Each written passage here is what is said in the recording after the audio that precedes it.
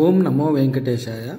చారిత్రక సిద్దిపేట పట్టణంలో ఉన్న శ్రీ వెంకటేశ్వర స్వామి దేవాలయంలో రథసప్తమి వేడుకలు ఘనంగా జరిగాయి.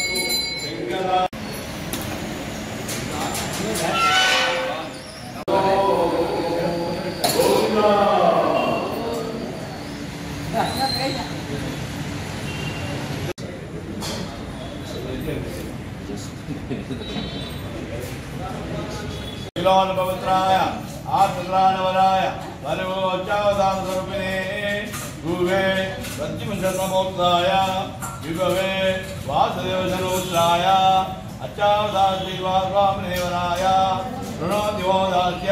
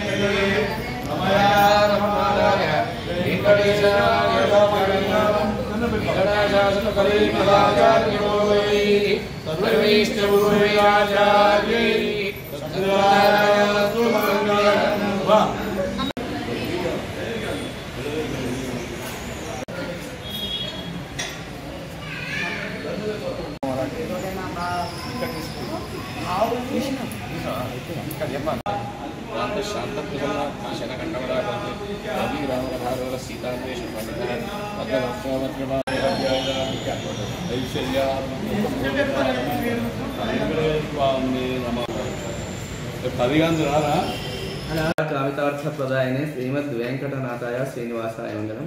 శ్రీ వెంకటేశ్వర స్వామివారి దేవస్థానం మోహిన్పుర వీధి సిద్దిపేట పట్టణం మరియు జిల్లా నందు శ్రీ స్వామివారికి రథసప్తమి సందర్భంగా సూర్యనారాయణ భగవాను యొక్క అవతారంగా అశ్వాలను పెట్టి అలంకరించడం జరిగినది. ఈరోజు కూడా స్వామివారికి మనము రథోత్సవం జరుగుతుంది కనుక రథోత్సవానికి వచ్చి అందరూ స్వామివారి యొక్క ఆశీస్సులు పొంది స్వామివారి పాత్రికాలను కోరుతున్నాం. శ్రీ వెంకటాచలాధీశం శ్రీయాధ్యాసితవక్షసం శితచేతనమందారం శ్రీనివాసమహం భజే. భాస్కరాయ విద్మహే మహాద్యుతికరాయ ధీమహి తన్నో ఆదిత్య ప్రచోదయాతి. ఆరోగ్యం భాస్కరాది చేతి. మనకు ముఖ్యంగా ప్రత్యక్ష నారాయణుడు దేవుడు ఉన్నాడో లేదో తెలియదు కానీ మనకు ప్రత్యక్షమైనటువంటి జగత్కర్త మన విశ్వాన్ని మొత్తం సృష్టించినటువంటి వాడు స్వామి అని మనకు వేదం ప్రామాణ్యం. అటువంటి సూర్యుడు పుట్టినటువంటి రోజు ఇది రథ సప్తమి, అంటే మాఘమాసంలో వచ్చేటువంటి 7వ రోజు మాఘ శుద్ధ సప్తమి రోజు సూర్య జయంతి అని చెప్తూ ఉంటుంది శాస్త్రం. పురాణాల్లో కూడా అనేక రకాలుగా ఎన్నో రకాలుగా చెప్పబడింది. సూర్యుడి గురించి మహావైభవంగా చెప్పడం జరిగింది. అదితి కశ్యప మహర్షి యొక్క ఇద్దరు దంపతులకు కూడా పుట్టినటువంటి వాడు సూర్యుడు. అటువంటి సూర్యుడు ఈ జగద్భారాన్నంతా కూడా వహిస్తూ ఈరోజు ఉత్తరాయణం దిక్కు మలుగుతున్నటువంటి రోజు అని చెప్తున్నాయి పురాణాలన్నీ కూడా. ఇలాంటి సూర్య రథ సప్తమి అంటే సూర్యుడు పుట్టినటువంటి రోజు అందరూ భక్తులందరూ కూడా చాలా ప్రాముఖ్యతతో ఎంతో శ్రద్ధలతోని ఉపవాస దీక్షలతోని చాలా శ్రద్ధగా జరుపుకుంటూ ఉంటారు. అంటే మా సూర్యోదయం కాకముందే ఈ రథసప్తమి రోజు ఎన్నో రకమైనటువంటి జపాలు కానీ దానాలు కానీ తర్పణాలు కానీ ఇస్తే ఎంతో ఫలితం అంటే ఒక దాదాపు 100 రెట్లు ఫలితం ఇస్తుంది అని శాస్త్రం చెప్తుంది. మామూలు రోజులలో కంటే కూడా ఈ రథసప్తమి అంటే సూర్యుడు పుట్టినటువంటి రోజు కాబట్టి ఆ రోజు ఏ జపం చేసినా ఏ అనుష్ఠానం చేసినా పూజ చేసినా కూడా ఒక 100 రెట్లు ఫలితాన్ని ఇస్తుందట. అట్లాంటి రథ సప్తమి అని అంటారు. మరి సూర్యుని యొక్క రథం ఎట్లానయ్యా అంటే ఏకచక్ర ధరం దేవం, ఒకటే రథం ఆయన ఏకోవి సప్తనామాసి అని వేదం చెప్తుంది ఋగ్వేదం. ఒకటే అశ్వం, ఆ అశ్వం అంటే గుర్రం, ఆ గుర్రం యొక్క ఛాయలన్నీ కూడా పడి మనకు 7 గుర్రాల్లాగా కనిపిస్తూ ఉంటాయట. 7 గుర్రాలకు 7 పేర్లు ఉన్నాయి, కానీ ఉండేది మాత్రం ఒకటే గుర్రం ఏకోవై సప్తనామాసి. దాని పేరు సప్త అనేటువంటి అశ్వం అట సూర్యుడు నడిపేటువంటి రథంలో.